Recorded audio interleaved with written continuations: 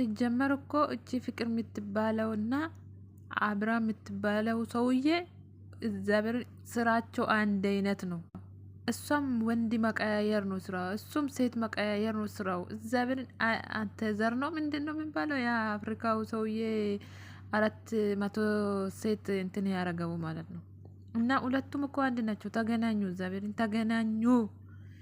ኤርሚና ሩታ ደግሞ እግዚአብሔርን እኔ ተመቻቹኝ። አንዱ ነው አንድ ሆናችሁ እችን ማቃጠል ነው። አስሮ በርበሬ መጨመር ነው ቂጧ ላይ፣ ወይ ደግሞ አፋማ እንደ ጣን ማድረግ ነው፣ ማጨስ ነው አፍንጫዋ ላይ ማለት ነው።